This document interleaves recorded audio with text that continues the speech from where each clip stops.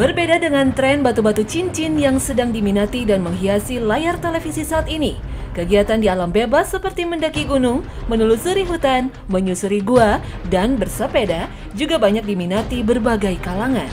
Meski beresiko tinggi, tantangan dan petualangan yang disajikan justru menjadi candu tersendiri bagi para penikmatnya. Kegiatan yang sekaligus olahraga ini bermetamorfosa menjadi kegiatan wisata dan rekreasi.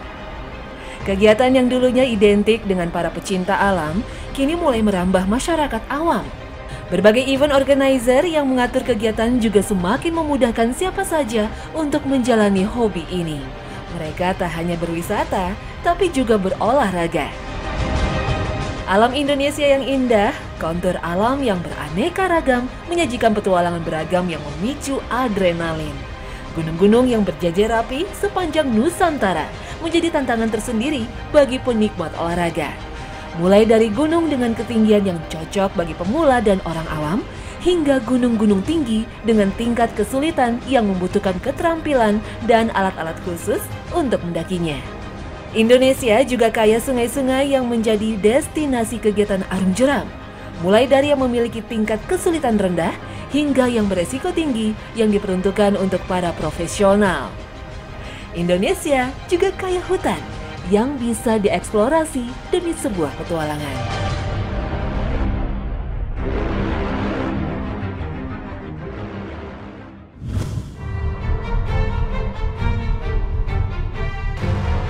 Alam Indonesia yang indah, kontur alam yang beraneka ragam, menyajikan petualangan beragam yang memicu adrenalin.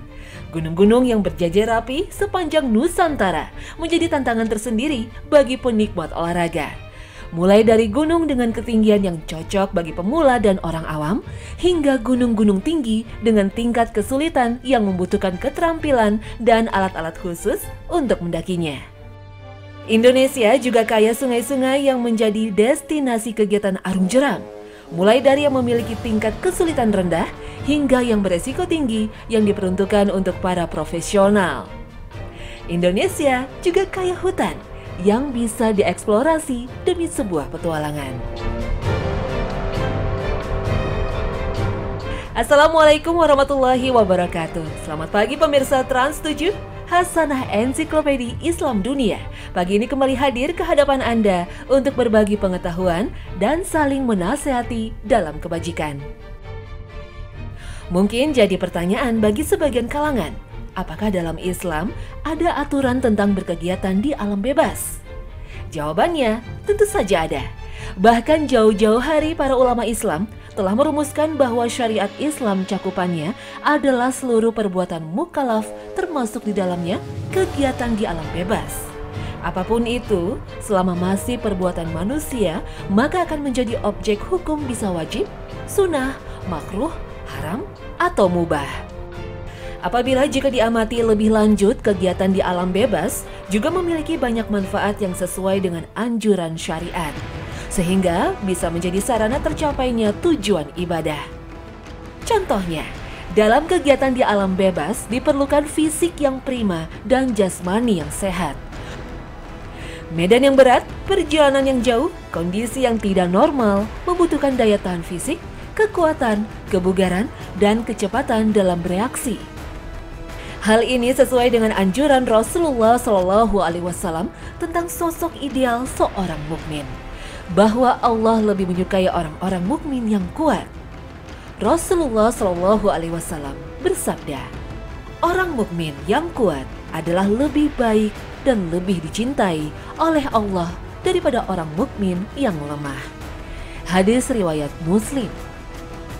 Fisik yang prima dan sehat juga dibutuhkan seorang mukmin dalam melakukan ibadah sehari-hari. Mulai dari salat yang wajib dikerjakan sehari 5 kali sebanyak 17 rakaat. Belum lagi jika ditambah dengan salat sunnah hingga qiyamul lail. Semua itu membutuhkan tubuh yang kuat dan sehat. Begitu juga dengan ibadah puasa, haji, tawaf keliling Ka'bah 7 kali, sa'i lari-lari kecil antara Safa dan Marwah 7 kali, semuanya menuntut kesehatan yang prima. Demikian juga dengan kewajiban mencari nafkah bagi para pria. Tentu jika tubuh gampang sakit, badan lemas, maka akan menjadi penghalang untuk menunaikan ibadah yang mulia ini. Fisik yang prima dan bugar, salah satunya ditunjang dengan olahraga. Hampir sebagian besar kegiatan di alam bebas merupakan bagian dari olahraga dan Rasulullah mendukungnya. Setiap perbuatan yang di dalamnya tidak ada zikir kepada Allah adalah sia-sia, kecuali seorang lelaki bersenda gurau dengan istrinya, seorang yang melatih kudanya, dan lomba lari antara dua batas dan berenang. Hadis riwayat Nasa'i. Dari hadis tadi, 3 dari 4 kegiatan yang disebut Rasulullah SAW merupakan bagian dari olahraga. Persiapan kuda, lomba lari, dan berenang. Semuanya tentu agar seorang muslim hidup seimbang, sehat rohani, dan jasmani. Dalam hadis lainnya, Rasulullah SAW menyuruh dan memotivasi para pemuda agar berlatih memanah. Beliau mengatakan, "Panahlah wahai Bani Ismail, sesungguhnya kakek kalian seorang pemanah." Hadis riwayat Bukhari. Kegiatan di alam bebas bukan hanya berguna untuk melatih fisik. Kegiatan di alam bebas juga bisa melatih mental dan menumbuhkan sifat-sifat positif lainnya. Seperti berani, sabar, peduli terhadap orang lain, taat terhadap pemimpin, berkorban, dan lain-lain. Semua sifat tersebut dibutuhkan oleh seorang mukmin, apalagi para pejuang Islam dimanapun mereka berada. Hai orang-orang yang beriman, bersabarlah kamu dan kuatkanlah kesabaranmu, dan tetaplah bersiap siaga di perbatasan negerimu, dan bertakwalah kepada Allah supaya kamu beruntung. Al-Quran Surah Ali Imran ayat 200. Pengembaraan atau berpetualang di gunung-gunung dan hutan, rimba yang lebat, jurang, serta tebing terjal, bergumul dengan arus deras, riam, dan jeram di sungai, disadari atau tidak akan memberi pengaruh pada bentuk karakter pribadi seseorang. Berbagai rintangan yang dihadapi di alam petualangan atau pengembaraan akan membuat orang menjadi lebih tabah dan tidak mudah putus asa. Dalam kegiatan di alam bebas, kita akan menyaksikan ciptaan Allah yang tak biasa dilihat. Panorama indah dari puncak gunung, likuan sungai-sungai, dan hutan yang menghimpun berbagai macam flora dan fauna. Sungguh semua tanda kekuasaan Allah ini akan memupuk keimanan kepada Sang Khalik. Sebuah pelajaran berharga yang tak boleh dilewatkan oleh para penikmat kegiatan ini.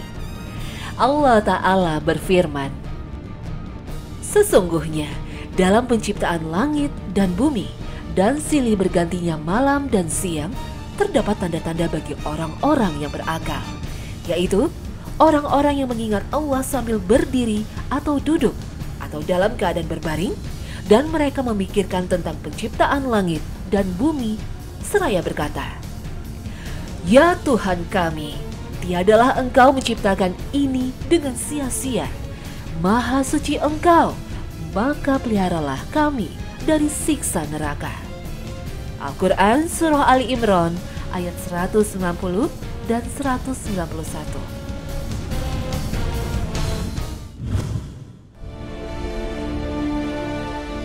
Setiap perbuatan ditentukan oleh niatnya, begitu juga dengan bertualang di alam bebas. Mulai hanya sekedar hobi, ada yang harus melakukannya karena tuntutan pekerjaan, sebagian lain dalam rangka riset dan penelitian. Ada juga yang melakukannya sebagai bentuk olahraga dan rekreasi. Apapun tujuannya selama itu tidak bertentangan dengan syariat, tentu saja diperbolehkan. Apalagi jika memang sesuai dengan anjuran syariat, maka bisa saja hukumnya sunnah, bahkan wajib. Apapun itu, semestinya tetap kita niatkan dalam koridor ibadah. Niat ibadah akan menambah nilai perbuatan tersebut. Kegiatan di alam bebas yang tadinya hanya hobi bisa menjadi bernilai ibadah. Kegiatan yang tadinya hanya sekedar wisata dan rekreasi mendapat nilai tambah karena ibadah. Sedangkan jika tidak diniatkan ibadah, maka hobi hanya sekedar hobi dan rekreasi hanya sekedar rekreasi. Hal ini sebagaimana dijelaskan oleh Nabi yang menyebutkan bahwa seseorang yang hijrah karena mencari wanita yang hendak dinikahi atau karena urusan dunia yang dicari, maka hanya itu yang ia dapatkan. Sesungguhnya, setiap perbuatan tergantung niatnya, dan setiap orang juga akan mendapatnya sesuai apa yang ia niatkan. Siapa yang hijrahnya karena Allah dan Rasul-Nya, maka hijrahnya karena Allah dan Rasul-Nya. Siapa yang hijrahnya karena wanita yang ingin dinikahinya atau dunia yang ia cari, maka hijrahnya hanya untuk itu. Hadis riwayat Bukhari dan Muslim. Jika telah diniatkan ibadah di awalnya, tentu harus dibuktikan dalam pelaksanaannya. Di antara buktinya adalah tidak meninggalkan ibadah wajib lainnya seperti sholat 5 waktu. Kegiatan di alam bebas seringkali dihadapkan pada situasi yang kurang normal. Lokasi yang jauh dari sumber air, waktu yang sempit, kenyamanan yang terbatas, dan fisik yang lelah. Bagaimanapun kondisinya, tidak ada alasan untuk meninggalkan kewajiban sholat. Bagi seorang mukmin yang berkegiatan di alam bebas, dalam kondisi apapun, tidak diperkenankan meninggalkan sholat. Syariat Islam telah memberikan banyak keringanan dalam sholat. Jika berada di lokasi yang jauh dari sumber air atau hanya ada air minum, maka diperbolehkan bersuci dengan tayamum. Cukup dengan menempelkan telapak tangan ke tanah, bebatuan, ataupun permukaan lain yang berdebu. Kemudian mengusapkannya ke muka dan telapak tangan. Allah Ta'ala berfirman dalam surah Al-Ma'idah ayat 6. Dan jika kamu sakit atau dalam perjalanan atau kembali dari tempat buang air kakus atau menyentuh perempuan, lalu kamu tidak memperoleh air, maka bertayamumlah dengan tanah yang baik bersih. Sapulah mukamu dan tanganmu dengan tanah itu. Allah tidak hendak menyulitkan kamu, tetapi Dia hendak membersihkan kamu dan menyempurnakan nikmat-Nya bagimu, supaya kamu bersyukur. Al-Quran Surah Al-Ma'idah ayat 6. Jika tidak bisa berdiri karena cedera atau permukaan tanah yang miring yang tidak memungkinkan berdiri atau tempat yang terbatas, maka boleh sholat dalam keadaan duduk. Sholatlah kamu dalam keadaan berdiri. Jika tidak sanggup, maka sholatlah dalam keadaan duduk. Dan jika masih tidak sanggup, maka sholatlah berbaring. Hadis riwayat Nasa'i. Para ulama sepakat bahwa rukun berdiri ketika melaksanakan sholat gugur dalam keadaan tidak mampu, baik karena sakit atau hal lainnya. Dalam tata cara sholat pun boleh digabung waktu pelaksanaannya atau jamak. Zuhur dengan asar, maghrib dengan isya. Dan jika memang lokasi kegiatan tersebut telah melewati jarak diperbolehkannya qashar atau meringkas sholat, maka ini juga sebuah pilihan yang bisa meringankan. Praktek menggabungkan sholat ini beberapa kali dilakukan Rasulullah SAW ketika beliau dalam perjalanan. Seperti yang diceritakan oleh Ibnu Umar, ia mengatakan, "Aku pernah melihat Rasulullah SAW jika ingin segera berangkat untuk perjalanan, maka beliau mengakhirkan sholat maghrib dan menggabungkannya dengan sholat isya." Hadis riwayat Bukhari dan Muslim. Seseorang yang sedang melakukan kegiatan di alam bebas yang berjarak 4 burut atau 89 km dari kediamannya, maka ia diperbolehkan meringkas sholatnya. Sholat yang boleh diringkas adalah sholat zuhur, asar, dan isya yang terdiri dari 4 rakaat menjadi 2 rakaat. Dan apabila kamu berpergian di muka bumi, maka tidaklah mengapa kamu mengqashar sholat jika kamu takut diserang orang-orang kafir. Sesungguhnya orang-orang kafir itu adalah musuh yang nyata bagimu. Al-Quran Surah An-Nisa ayat 101. Ayat tadi memang mengaitkan meringkas sholat dengan situasi kekhawatiran akan mendapat serangan. Akan tetapi, hukumnya kemudian meluas. Tidak hanya kekhawatiran diserang orang kafir, tapi juga ketika dalam perjalanan. Termasuk ketika berkegiatan di alam bebas seperti mendaki gunung, menyusuri gua, dan hutan dan yang lainnya. Selain mendapat keringanan berupa meringkas sholat, seseorang yang melakukan kegiatan di alam bebas juga memperoleh keringanan lain, yaitu menjamak sholat atau menggabungkan pelaksanaan 2 sholat dalam 1 waktu. Sholat yang bisa digabungkan yaitu zuhur dengan asar, maghrib dengan isya. Bisa dikerjakan di awal waktu, seperti zuhur dan asar dikerjakan di waktu zuhur, atau zuhur dan asar dikerjakan di waktu asar. Dalam prakteknya, seorang petualang di alam bebas boleh melakukan sholat jamak dan qashar. Alhasil, seorang yang bisa melaksanakan sholat zuhur dan asar menjadi 4 rakaat yang dipisahkan oleh salam, zuhur 2 rakaat, kemudian salam, dan dilanjutkan asar 2 rakaat, dan ditutup salam. Praktek menggabungkan sholat ini beberapa kali dilakukan Rasulullah SAW ketika beliau dalam perjalanan. Seperti yang diceritakan oleh Ibnu Umar, ia mengatakan, "Aku pernah melihat Rasulullah SAW jika ingin segera berangkat untuk perjalanan, maka beliau mengakhirkan sholat maghrib dan menggabungkannya dengan sholat isya." Hadis riwayat Bukhari, Muslim. Tidak hanya bersuci dan sholat, keringanan ibadah lain juga didapat oleh orang-orang yang berkegiatan di alam bebas, seperti keringanan dalam puasa. Jika memang dirasa berat, maka diperbolehkan tidak berpuasa dan menggantinya di hari lain. Dengan semua keringanan itu, tentu tak ada alasan lagi meninggalkan sholat wajib, baik ketika berada di tengah hutan, di lereng gunung, atau di perut bumi. Akan lebih baik lagi jika tetap istiqomah melaksanakan amalan sunnah seperti sholat witir, wirid, pagi dan sore, sehingga selalu dijaga oleh Allah Ta'ala dan dijauhkan dari hal-hal yang tidak diinginkan. Jika di awal segala kegiatan telah diniatkan ibadah, maka tidak meninggalkan sholat merupakan salah satu contoh pembuktian niat tersebut.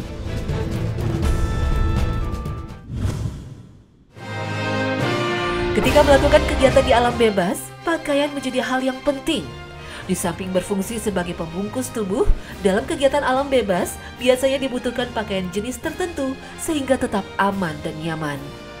Di samping keamanan dan kenyamanan pakaian, sebagian seorang muslim yang tidak boleh dilupakan juga pakaian haruslah menutup aurat. Bagi laki-laki minimal menutupi lutut hingga pusar, sedangkan perempuan seluruh tubuh kecuali muka dan telapak tangan. Menutup aurat merupakan hal prinsip yang tidak boleh ditinggalkan sekaligus sedang melakukan kegiatan di alam bebas. Selanjutnya, seorang muslim yang berkegiatan di alam bebas tetap harus menjaga batasan terhadap lawan jenis. Dilarang berdua-duaan dengan lawan jenis yang bukan mahram. Rasulullah SAW bersabda, "Barang siapa beriman kepada Allah dan hari akhir, maka janganlah sekali-kali dia bersendirian dengan seorang perempuan yang tidak bersama mahramnya, karena yang ketiganya ialah syaitan." Hadis riwayat Ahmad.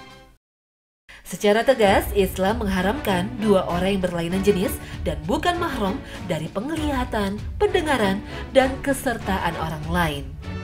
Rasulullah SAW telah menyebutkan bahwa bila hal itu terjadi, maka yang ketiga adalah syaitan. Apalagi dengan kondisi di alam bebas yang godaan terjerumus dalam maksiat bisa saja lebih besar karena jauh dari pengawasan banyak orang. Kegiatan di alam bebas biasanya dilakukan secara rombongan, maka penting sekali untuk menunjuk satu orang sebagai pimpinan. Dan seluruh rombongan wajib mentaati keputusan yang dibuat oleh pimpinan rombongan.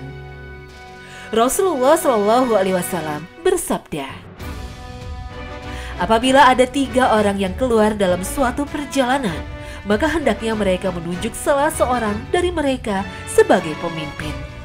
Hadis riwayat Abu Daud. Kondisi mental dan fisik yang lelah biasanya membuat orang mudah tersinggung dan ego cenderung tinggi sehingga rentan terjadi perselisihan. Tapi karena kondisi alam bebas yang menuntut adanya kerjasama dan saling membantu, sehingga diperlukan kata sepakat dalam pengambilan keputusan dalam situasi yang tidak mendukung. Peran seperti inilah yang nantinya akan diambil pemimpin rombongan. Kegiatan di alam bebas juga jangan sampai merusak lingkungan. Menjaga kelestarian alam atau lingkungan merupakan salah satu dari tuntunan syariat Islam. Melestarikan alam punya arti sangat penting karena terkait dengan keseimbangan alam dan masa depan kehidupan manusia. Sekecil apapun usaha pelestarian, manfaatnya sangat besar bagi kehidupan.